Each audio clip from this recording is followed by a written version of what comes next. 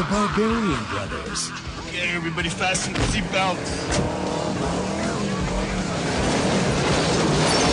Twin Sitters. It's the summer, and when I think of summer, I think of terrible 90s children's films starring big beefy guys that have no business being there. So, let's take a look at Twin Sitters. Or, the Babysitters, as it still says in the credits. This is a movie starring the Barbarian Brothers, who I thought were professional wrestlers, but it turns out are not. But they're in the same vein as people like Hulk Hogan and other wrestlers turned movie stars. But they're actually bodybuilders and TV personalities. They never competed professionally, they just happened to train a lot, and they had a great talent for dressing amazingly terribly. They can do everything! They can sing, dance, wear stupid fanny packs and hats with birds on them. Think big! Don't go to Burn. You got to think big! Go to Burn. Think big! They seem to have just come into the popular consciousness through sheer force of willpower. I don't know why this happened. It seems like the 90s is really the only time that this could have come about. I don't know what shot them to stardom. I know they've been in other movies, ones which they've been at least nominated for Razzies for, and they did Twin Sitters. Fun fact about Twin Sitters, it was directed by John Paragon, who you might also know as Jambi the Genie. He also wrote this. He was very passionate about this project, I guess. Twin Sitters is the rare combination comedy thriller for kids about two waiters turned babysitters who have to protect these kids who are being attacked by an evil businessman who is dumping toxic chemicals, played by George Lazenby. You with me? Immediately, you're gonna notice there's a strange tone to this film, because it begins with a news report talking about a dead surfer. The body of a young surfer was pulled from the ocean this morning, another victim of the illegal dumping of toxic waste materials into the LA sewer system. For kids.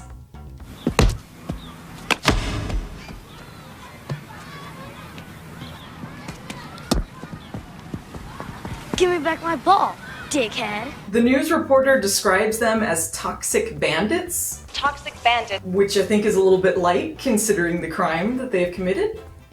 The tone is all over the place in this film. It's like if you took a normal thriller for adults, but then every character played it like they were in an earnest movie. Well, we don't do that. Now, please pack up your pasta and go. It is chock full of terrible jokes not even children would laugh at. Hey, Junior, maybe you should lay off the growth hormone. Why? Complete with pratfalls, sound effects, wacky mugging at the camera. The jokes that you're gonna get from the main characters are primarily centered on their size. They're just too big. They're gonna be breaking a lot of things, doing random accents sometimes. Don't worry, Mother. I'll buy you another. Oh, indubitably. Indubitably. Listening to their own rap songs. Meanwhile, you got George Lazenby over there playing it completely straight. If something should have happened to you, you can rest assured that I'll take care of those boys. That's a promise. So our main characters are working at a restaurant that would kill someone. If not from food poisoning and the blatant lack of sanitation going on, then from the chef who is about to murder them for just not being quick enough picking up the food. When I say pick up, you pick up! He picks up an axe from the wall he just happens to have. So after they are fired / nearly murdered from that restaurant, they decide that they're going to open up a restaurant of their own. And they go to a bank to get a loan, and they're rejected because they have dressed like a couple of mentally deficient 10-year-olds, and also forcefully attack the man with pasta. This train's going in the tunnel. Come on, egg palm, a little egg palm. I really can't say that I'm not taking the bank's side on this one. They follow this with attempted playground murder.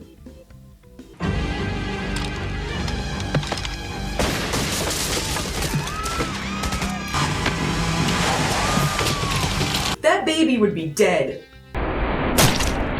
So this whole playground attack was orchestrated by George Lazenby's guys, who are trying to take out this guy who was going to testify against him in court.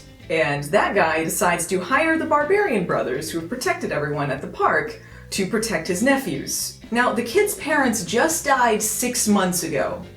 6 months, they established this. So the wounds are still pretty fresh. Yo, we're the babysitters.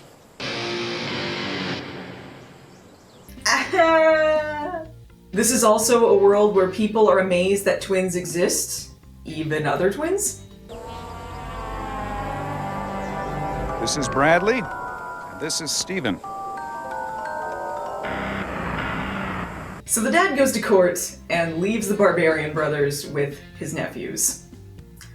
He's made a horrible mistake. Hope you're ready for shenanigans after that. You got some sex jokes thrown in there for the kids, but mostly it's going to be about these snotty children doing horrible things to the Barbarian brothers, and the Barbarian brothers doing horrible things to these children. And that takes up approximately the next 20 minutes of the film. Why don't you take this cleanser and go out there and see if you can get some of that goat's blood up off the patio? Goat's blood? Are these kids serial killers? Are they performing satanic rituals? Game's over. No, it's not.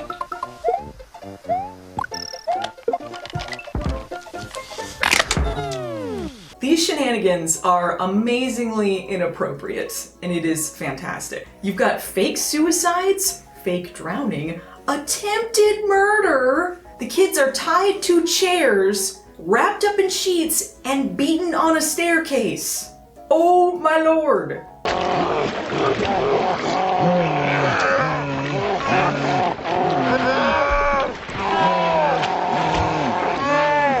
And a chair farts at them. The kid's private teacher shows up, and apparently she was not informed of this high-profile case that was going on, or that the babysitters would be there. To be fair, she walks in on some pretty messed up shit going on in this house. The kids are tied to chairs, they show up with black eyes. What happened to you? We fell. She's rightfully suspicious. Like, everyone goes along with this, like this is perfectly okay. The kids attempt to run away by stealing a car, and the Barbarian brothers stop them by jumping up in the back and causing them to crash. You almost got us killed. No, they almost got us killed. Gotta say, I agree with the kid. But this movie is nothing if not educational, and it teaches us the lesson that there is no problem that cannot be solved through violence. I'm sick and tired of you pushing me around. Oh yeah? Well, what you gonna do about it? Fired. So fired. So this teacher is apparently the love interest for both of them?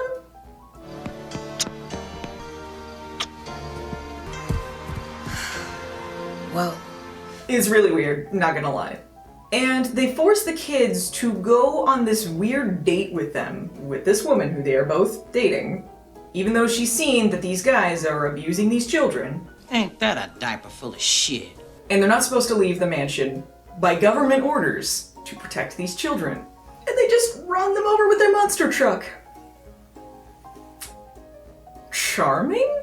And now we get the get along portion of the film. You get lots of cheesy montages of them doing cutesy things together. A makeover montage.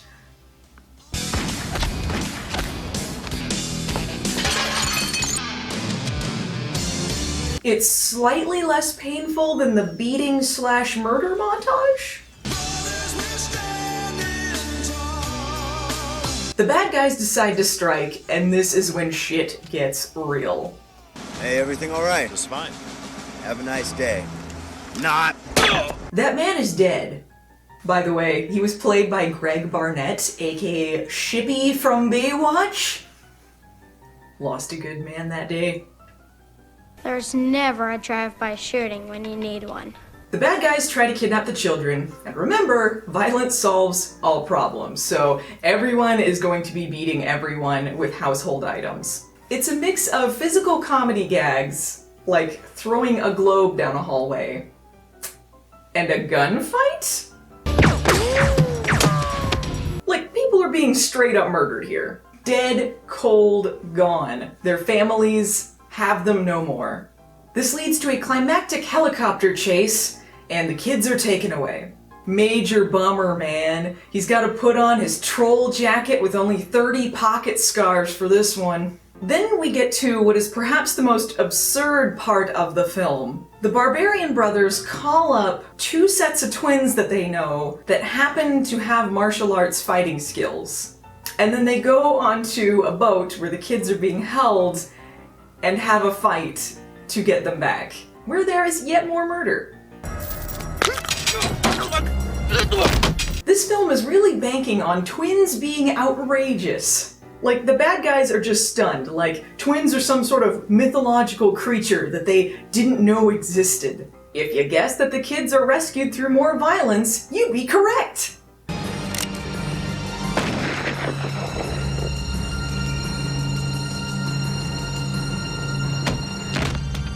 Lazenby's shot fucking dead! Yeah!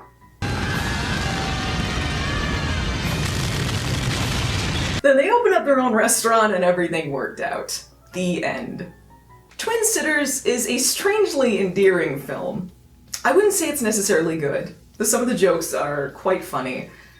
Really, the tonal dissonance is the driving feature of this. I would say if you want something that is a strange combination of adults and children that has no particular audience, Twin Sitters is the one for you.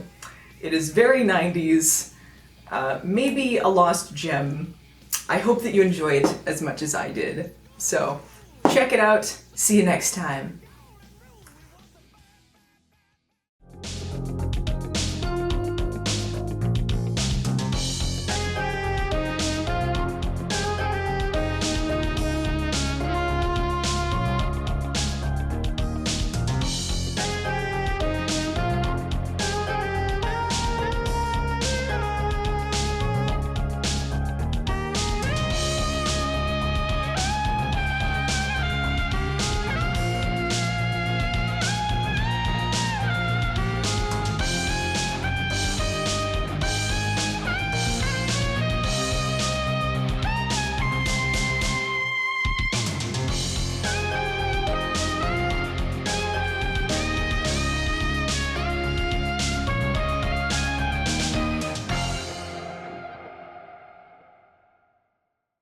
Come on, I've been slaving my tits over a hot stove all afternoon. Now, come on, eat it.